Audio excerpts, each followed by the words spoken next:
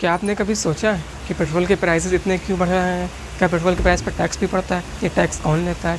Tax का पैसा कहाँ जाता है? एंड इसे जीएसटी में क्यों नहीं इंक्लूड किया गया? And many more questions I have in your minds. So मैं इन सभी क्वेश्चंस का आंसर इस पर्टिकुलर वीडियो में देने वाला हूँ। So hello everyone, I am Faiz and welcome back to my YouTube channel. So video end तक वॉच करिएगा सो डैट आपको पूरी जानकारी पेट्रोल के बारे में मिल सके। देखिए बेसिकली होता क्या है, पेट्रोल हमारे इंडिया में तो बनता नहीं है, बाहर से आता है, यानी कितनी ये फॉरेन कंट्री से यहाँ से आता है। कहाँ से आता है? ईरान, यूएई, सऊदी अरेबिया, इन सब कंट्री से पेट्रोल हमारे इंडिया में आता है। उसके बाद क्या होता है, और जो पेट्रोल आता है इंडिया में, ये सिर्फ पेट्रोल नहीं आता है, डीजल, कैरोसिन ऑयल और बहुत से ऑयल इसके अंदर मिक्स होते हैं। उसके बाद क्या होता है, ये और जो आता है इंडिया के अंदर, ये लीटर्स में नहीं आता है, ये बैरल में आता है। आप जब इंटरनेट प्राइसेस देखते हैं पेट्रोल की, वो बैरल्स में होती है, ना कि लीटर की।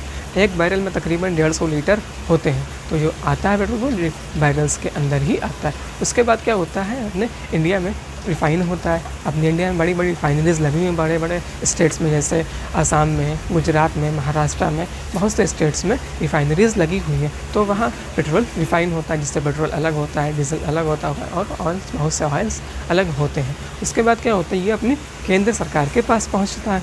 उसके ऊपर केंद्र सरकार टैक्स लेती है कुछ रुपए। उसके बाद क्या होता है, अपनी राज्य सरकार उसके ऊपर टैक्स लेती है। उसके बाद क्या होता है, जो अपना डीलर होता है वो कुछ कमीशन उसका भी होता है। सो इतना प्रोसेस होने के बाद पेट्रोल हमारे तक पहुंचता है।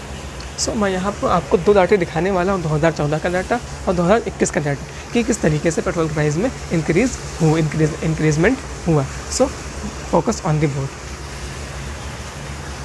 देखिए 2014 में क्या था, जो पेट्रोल की बेस प्राइस थी वो 47 रुपीज़ थी।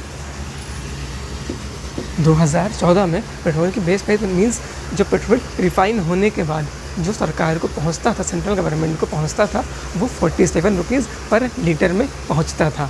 2014 की बात है। उसके बाद क्या होता था, सेंट्रल गवर्नमेंट उसके ऊपर टैक्स लेती थी। कितने रुपए टैक्स लिया करती थी उस टाइम पर? करीब 12, 13, 14, 15 इस तरीके से इतना रुपये टैक्स लिया करते थे 1 लीटर के। मान लेते हैं हम 15 रुपये उस टाइम पर सेंट्रल गवर्नमेंट टैक्स लिया करती थी 2014 में। उसके बाद क्या होता है, अपनी स्टेट गवर्नमेंट टैक्स लेती है। कितना टैक्स लेती थी इस टाइम पर? लिया करती थी वही करीब 7 से 8 रुपये। मान लेते हैं 8 रुपये स्टेट गवर्नमेंट, यानी जो केंद्र सरकार रहती है वो भी पेट्रोल के ऊपर टैक्स लेती है। फिर क्या होता है, उसके बाद जो डीलर होता है उसका कुछ कमीशन होता है, 1-2 रुपये उसका भी कमीशन होता है, तो उसका मान लेते हैं 2 रुपये।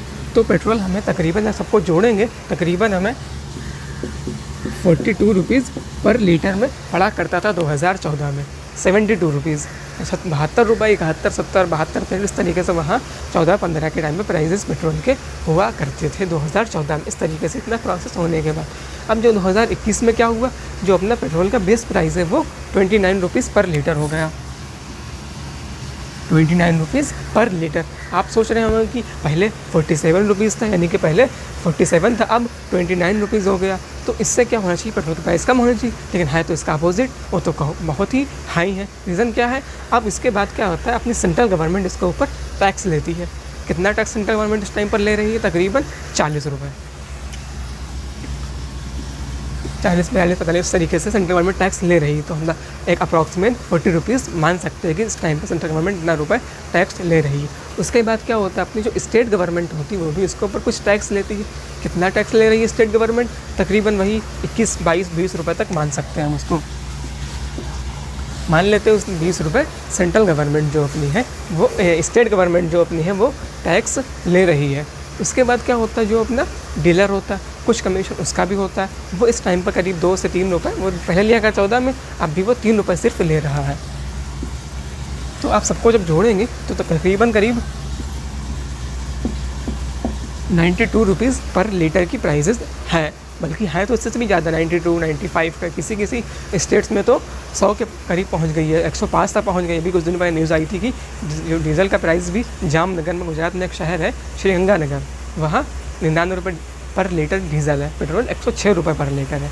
बताइए कितना प्राइसेस बढ़ रहे हैं। सो इस तरीके से ये पूरा प्रोसेस होता है। आई होप आपको समझ में आ गया होगा कि 14 में क्या प्राइस था, और 21 में क्या प्राइस हो गया, और रीज़न इसका क्या है समझ भी गए होंगे आप किस तरीके से सेंट्रल गवर्नमेंट ने अपना टैक्स इंक्रीज़ कर तकरीबन 150% सेंट्रल गवर्नमेंट ने अपना पेट्रोल का प्राइस जो टैक्स है वो इंक्रीज़ कर दिया कुछ ही पिछले 6 सालों के अंदर। आई होप आपको वीडियो अच्छी लगी होगी। अगर आपको वीडियो अच्छी लगी हो तो अपने फ्रेंड्स और फैमिली मेम्बर के साथ भी शेयर कर दीजिएगा, सो डैट वो भी एक अच्छी नॉलेज गेंस कर सकें और पेट्रोल के प्राइस के बारे में सीख सकें।